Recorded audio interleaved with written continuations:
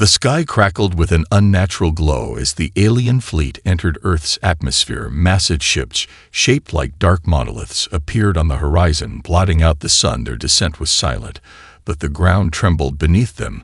The first strike was sudden and brutal, as if the invaders sought to teach humanity the true meaning of power. Entire cities were obliterated in seconds. Laser beams and pulses of energy ripped through skyscrapers, and forests alike. The earth groaned in protest as buildings crumbled into dust. Fires roared in the streets as the world's military forces scrambled to respond. But it was all for nothing. The invaders moved faster than anything humanity had ever faced. Their technology was far beyond anything Earth had developed. The moment the first blast hit the air, they knew they were no match. The first cities to fall were the ones that had long been symbols of human achievement: New York, Paris, Tokyo. Each collapsed under the weight of alien weaponry. The streets, filled with chaos, panic spread like wildfire as people fled for their lives. Those who survived the initial wave would never forget the screams, the sounds of the ground shaking as the alien ships hovered overhead, unleashing their fury. Humanity had never seen anything like it before, and it was clear now that Earth's champions were no longer enough to protect the planet. The world's military forces tried to fight back. They sent missiles, they fired lasers from space, they launched everything they could, but it was like throwing rocks at a storm. Their weapons shattered against the alien shields like glass against steel. No one was safe. And yet, in the midst of destruction, a spark of defiance flickered in the hearts of the people.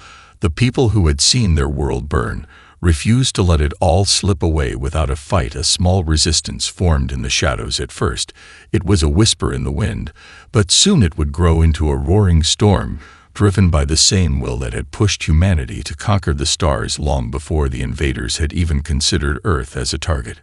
Families huddled together in bomb shelters. Engineers and scientists worked feverishly to understand the alien technology that had torn apart their world, their minds working with one shared purpose: to survive, to learn, to adapt. Humanity had never been good at surrendering, and as long as even a single human was left standing, the fight would not end. They refused to accept that Earth was lost.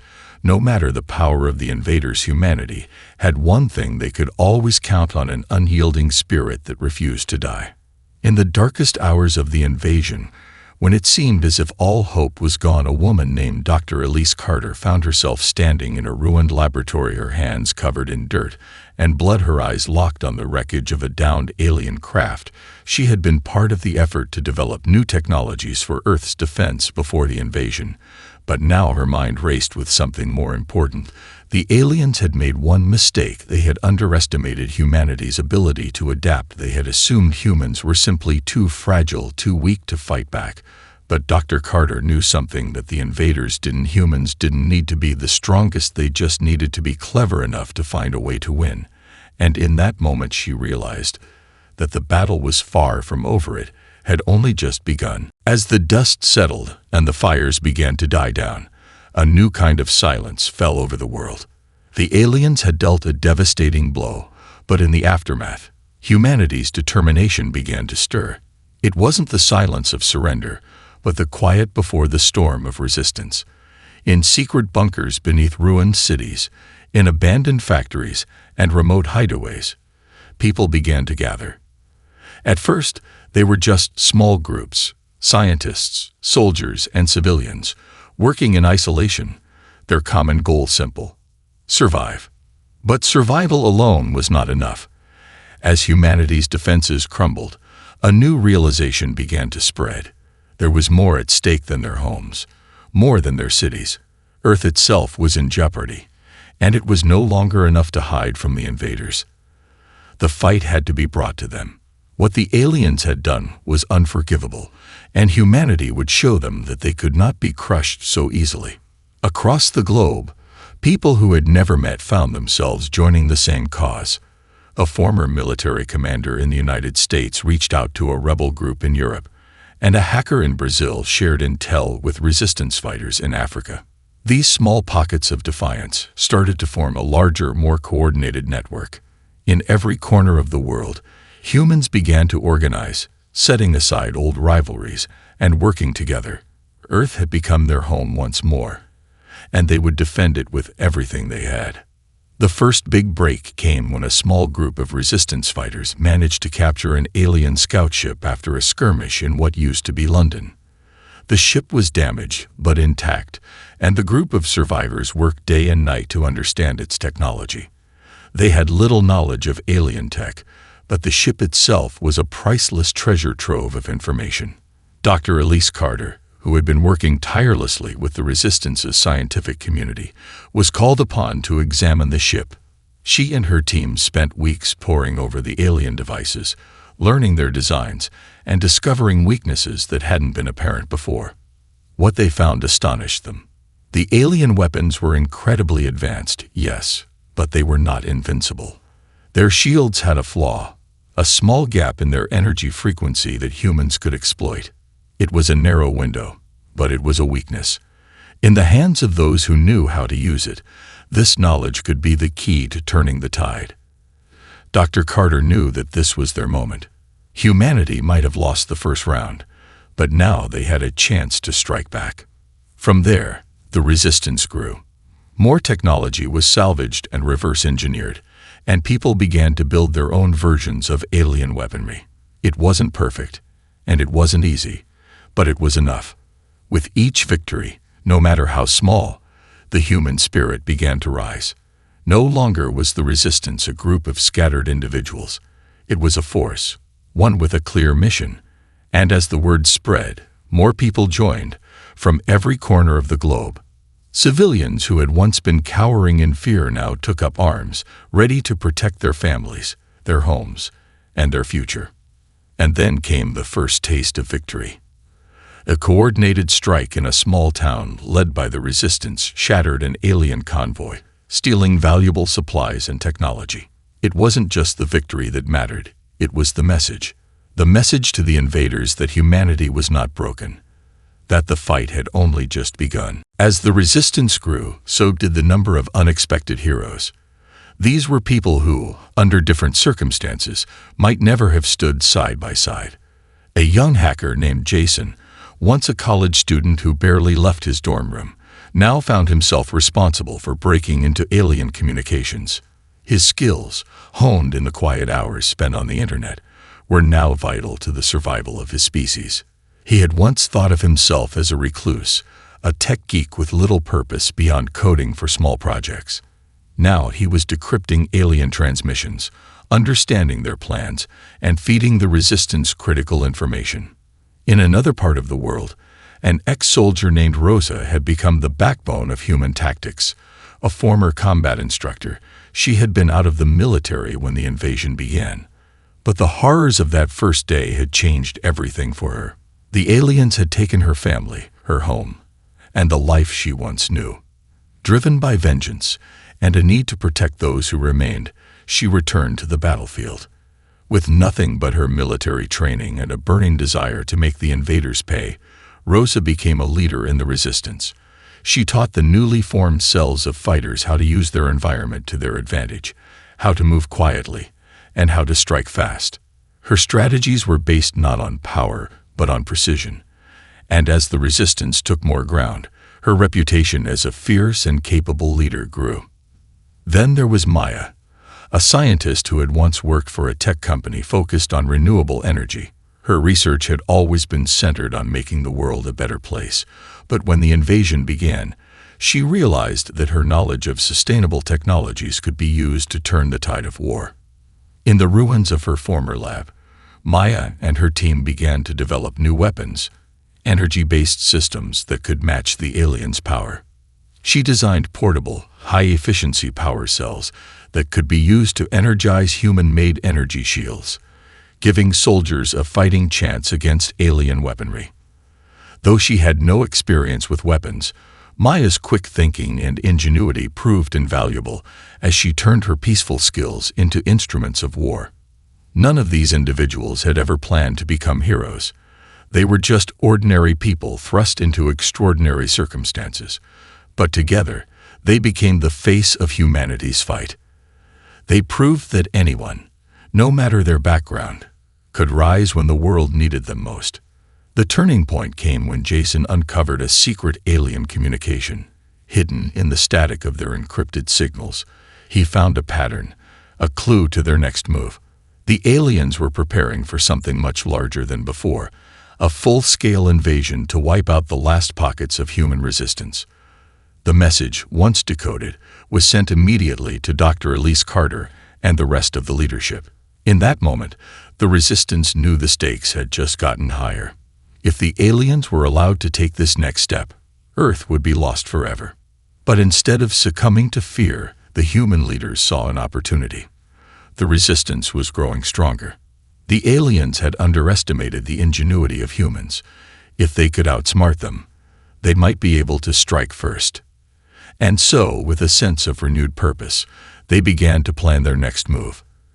An attack that would strike at the heart of the alien fleet, a move so bold that it could turn the tide of the war. The resistance had been planning for weeks, gathering intelligence, testing new weapons, and strategizing their next move. The time had come to take a risk, to show the aliens that they were no longer in control. The target was an alien supply depot located in a remote area, hidden deep within what used to be a thriving industrial complex. The aliens relied on this depot for fuel, ammunition, and vital equipment. If the resistance could cripple it, they would disrupt the invaders' operations on a massive scale. Rosa was the first to recognize the importance of the mission.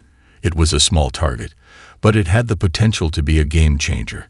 A team of resistance fighters would infiltrate the depot, plant explosives on the supply caches, and retreat before the aliens could respond.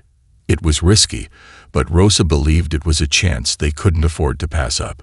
She had trained her team relentlessly, and now they were ready.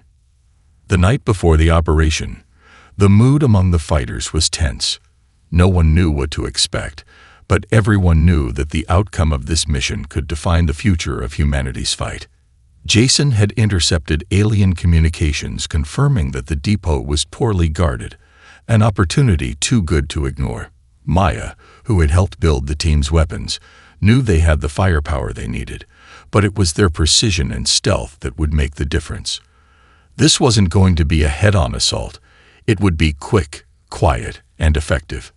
The night of the operation, the fighters moved under the cover of darkness. Rosa led the way, her team following close behind, each member carefully stepping through the overgrown ruins of the industrial complex. The aliens had set up a perimeter, but it was poorly maintained, allowing the resistance to slip past unnoticed. Jason kept track of their movements, guiding them through the enemy's blind spots, while Maya ensured their equipment was ready to go.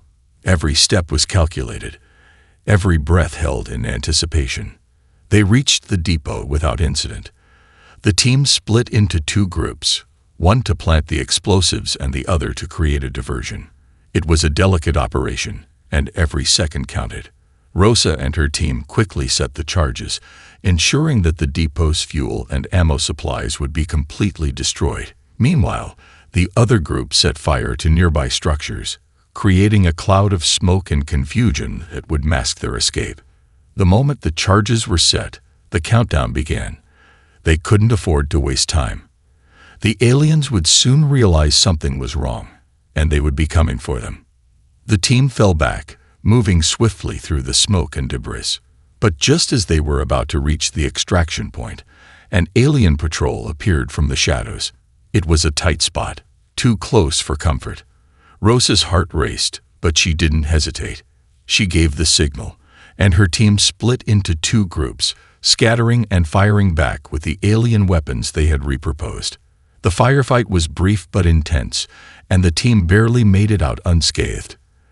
As they escaped into the night, the depot exploded behind them. The shockwave rippled through the ground, and the alien patrols were caught in the blast. For the first time, humanity had struck back in a way that left the invaders reeling. The victory was small, but it was monumental. The resistance had shown the aliens that they weren't invincible, that Earth wasn't theirs for the taking. The news of the successful mission spread quickly through the resistance. It was a victory that ignited a fire in the hearts of people everywhere. Earth had taken its first step toward reclaiming its future. It was a message to the invaders. humanity would never stop fighting. The explosion at the supply depot sent shockwaves through both the resistance and the alien forces. It was a small victory, but it had made a statement. Humanity was no longer just trying to survive. They were actively fighting back. But the aliens were not the kind to be easily shaken. Within hours, they began escalating their attacks, sending out massive retaliatory strikes against human strongholds and key cities. It was clear. The invaders had underestimated the resilience of Earth's defenders, and now they were determined to crush the rebellion before it could grow stronger. In response, the resistance adapted quickly. They had to. The aliens were learning from their previous encounters, refining their strategies, and coming at humanity with everything they had. The next phase of the war would be far more brutal, but the resistance was not backing down. If anything, they were more determined than ever. Rosa and her team knew they had to stay one step ahead. They couldn't afford to fight the invaders with brute force alone. They needed to outsmart them, to leverage their strengths and exploit the weaknesses they had uncovered. It was a time for innovation. Under Dr. Elise Carter's guidance, the Resistance doubled down on their efforts to reverse engineer alien technology. For months, scientists and engineers worked around the clock, studying everything they could salvage from the alien wreckage. They had learned how to operate alien weapons, but now they sought to improve them, make them even more effective. The aliens' energy shields were a particularly challenging puzzle, but Maya, with her deep knowledge of energy systems, made a breakthrough. She discovered a way to boost their energy output, creating a new class of portable energy shields that could be used in both offensive and defensive operations. The new shields were still far from perfect, but they were a significant improvement. As the alien forces retaliated, the resistance fighters began to deploy these new weapons with increasing effectiveness. The enhanced shields gave them the edge in many skirmishes, allowing them to hold their ground where they once would have been forced to retreat. The alien weapons, which had once felt invincible, now met resistance they hadn't expected. The balance of power had begun to shift, and the aliens were starting to feel it. But the innovations didn't stop there. Jason, the young hacker, had been working tirelessly to crack into the alien communication networks. His skills had become a vital asset to the Resistance, and he had grown into a key player in their strategy. He discovered that the aliens communicated using a quantum encryption system, something that had baffled human technology for years. But after weeks of trial and error, Jason found a vulnerability in the system. A single tiny flaw that allowed him to intercept and decrypt the aliens' messages in real time. This gave the Resistance crucial intelligence about the invaders' movements, allowing them to anticipate attacks and counter with greater precision. Meanwhile, Rosa and her team continued to train new recruits, expanding the Resistance's numbers. They had learned from their earlier mistakes, improving their tactics and preparing for the larger battles to come. The focus was now on creating a coordinated global effort. No longer were the human cells acting independently. They were now part of a united front, working together as one. The aliens were escalating their attacks, but the humans were innovating faster than ever. Each day brought new developments, new weapons, and new strategies. The Resistance was no longer just a ragtag group of survivors. It had become an organized, efficient force. The aliens had thought they could crush humanity, but what they hadn't accounted for was Earth's greatest weapon, the ability to adapt, innovate, and never give up. As the war raged on, the Resistance found itself at a crossroads. Despite the innovations and the victories they had claimed, the aliens' overwhelming numbers and superior technology still posed a threat that could wipe out humanity at any moment. But as Dr. Elise Carter and the leaders of the Resistance gathered to strategize their next move, a shocking piece of information surfaced, something that could change everything. Jason, who had been intercepting alien communications for weeks, discovered a deeply hidden transmission that had slipped under the radar. It wasn't just another update on their movements or attacks. It was a revelation. The aliens weren't here just to conquer Earth. They were running from something. Their homeworld, once a powerful and prosperous planet, had been destroyed by a far greater threat, one that even their advanced technology couldn't combat. The reason they had turned to Earth was simple. They needed a new home, and they would stop at nothing to take it. The revelation shook the resistance to its core. The aliens weren't just invaders, they were survivors, driven by desperation. This new understanding shifted everything. It wasn't just about defeating the aliens. It was about preventing Earth from becoming a stepping stone in a galactic war that humanity hadn't even known existed. Earth had been dragged into this conflict not because of its resources, but because the aliens had nowhere else to turn. Alice and the Resistance leadership knew they had to act quickly. The aliens were preparing for a final push, one that would bring the full might of their fleet to bear on the last pockets of resistance. But now, with this new knowledge, the Resistance realized that the only way to truly secure Earth's future was to go straight to the heart of the alien invasion. Their flagship, the central command ship that controlled the entire fleet. Taking down the flagship would not only cripple the alien forces, it would expose their vulnerability. But the task was monumental. The flagship was heavily fortified and surrounded by a fleet of ships that seemed invincible. It was a suicide mission by any measure, but it was also the only shot humanity had left. Rosa, ever the strategist, knew the risks. But she also knew that the aliens' overconfidence had been their biggest weakness. They believed Earth's resistance was nothing more than a fleeting annoyance, easily squashed. But now, with the intelligence they had gained, the humans could exploit that arrogance. The aliens had no idea just how strong humanity had become. The first step in the mission was infiltration. The Resistance would need to board the flagship, disable its communication systems, and plant a virus that would disrupt the command network. It was a technical challenge unlike any other, but with Jason's skills and Maya's expertise in alien tech, the team was confident they could pull it off. They would need to move quickly and quietly, using their newly developed weapons and energy shields to evade detection. As the plan took shape, the stakes grew ever higher. The alien fleet was on the move, heading toward Earth's last major stronghold. This was the moment. If the Resistance could strike at the heart of the invasion, they might just turn the tide of the war. But failure would mean the end of everything, the complete annihilation of the human race. In the dark of night, as the first ships began to prepare for the assault, the Resistance team set its plan into motion. The tension was palpable, but there was also something else, a feeling of unity, a belief that humanity had a chance to win, against all odds. They weren't just fighting for survival anymore. They were fighting for the future of Earth. The Resistance team was ready.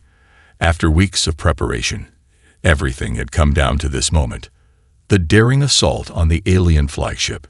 The ship itself was a fortress, a massive structure hovering high above Earth's atmosphere, surrounded by a fleet of alien vessels. It was nearly impenetrable, but the Resistance had learned to turn the aliens' overconfidence into their advantage. They knew the flagship's vulnerabilities and had a plan to exploit them. Rosa, Dr. Elise Carter, Jason, Maya, and a small team of the most skilled operatives had been selected for the mission. Their goal was simple: board the flagship, disable its communication systems, and release a virus that would cripple its command structure. In theory, it was possible, but in practice it was a suicide mission. The stakes were impossibly high, and failure meant the end of the human race. But the team was determined. They knew that if they succeeded, it would turn the tide of the war. As the team prepared for departure, Jason tapped into the alien communication network, using his hacking skills to track the movements of the fleet. The alien flagship was nearing Earth's atmosphere, and the window for their attack was rapidly closing. The Resistance had to move quickly and silently. There could be no room for error. The team boarded a stolen alien transport ship, one that had been modified to blend in with the rest of the fleet. As they approached the flagship, tension filled the air. The ship's massive size loomed over them, its hull bristling with weapons.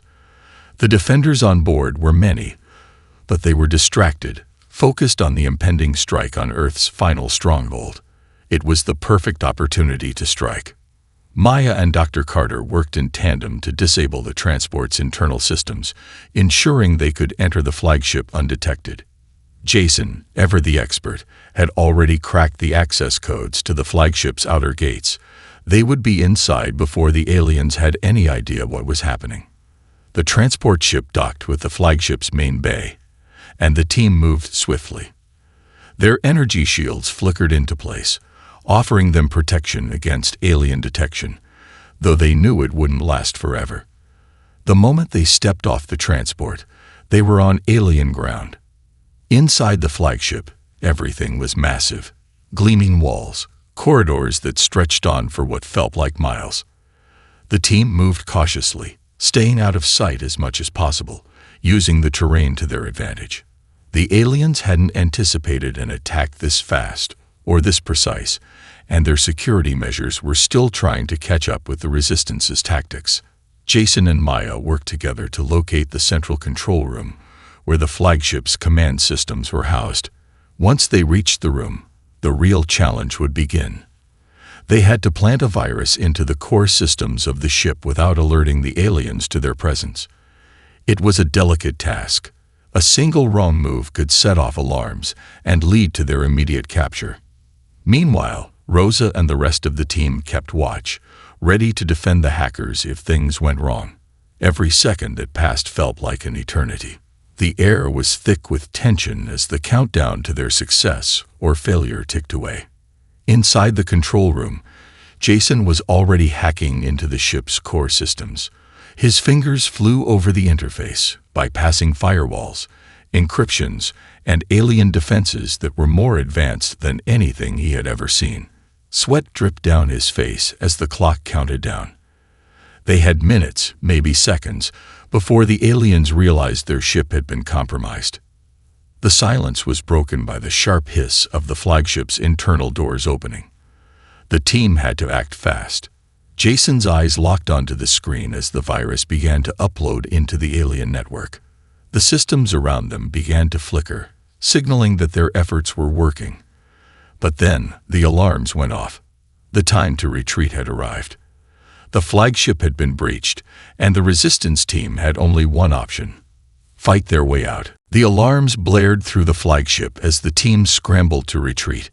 Jason's heart raced, his mind focused solely on the task at hand, getting the virus into the heart of the command systems.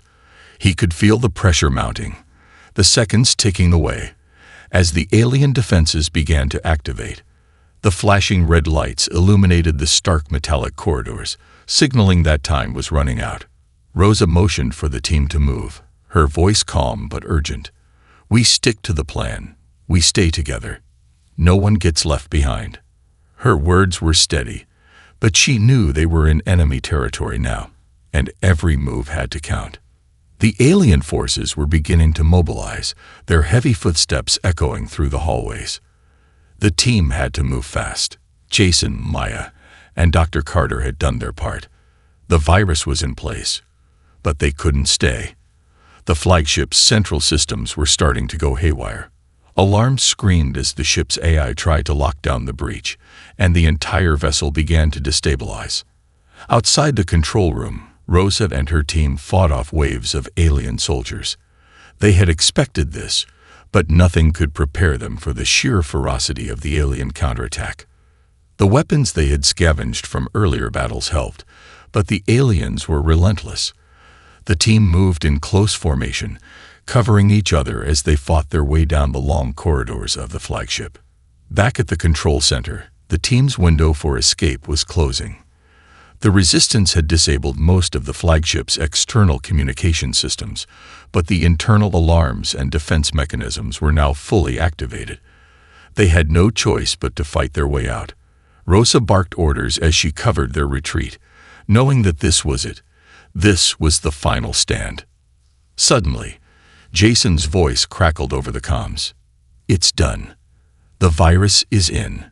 It's spreading through the command network.